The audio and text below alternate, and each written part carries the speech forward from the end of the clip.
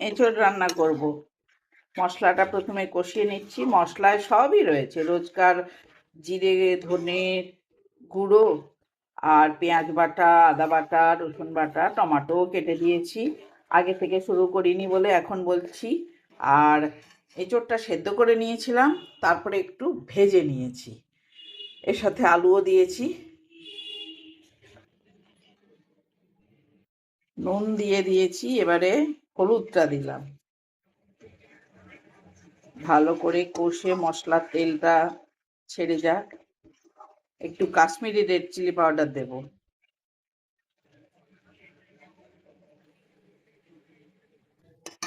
এবারে মিক্সার গ্রাইন্ডারটা ধুয়ে একটু জল দিয়ে দিলাম। দেখো মোটামুটি তেল ছেড়ে দিয়েছে।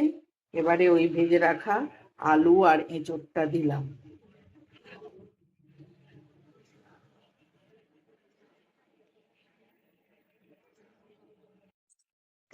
এবারে দিয়ে দেব গরম জল।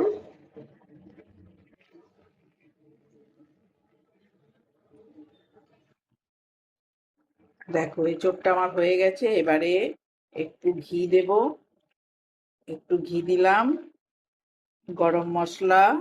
এবারে গ্যাসটা বন্ধ করে দিয়েছি। এখন দেব গন্ধরাজ লেবুর পাতা।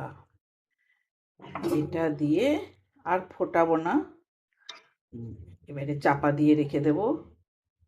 গন্ধরাজ লেবু থাকলে লেবুটাই দেয়া যেত, তো আমার কাছে লেবু নেই। এখন গাছে ভর্তি ফুল, পাতা দিয়েই গন্ধটা আনালাম।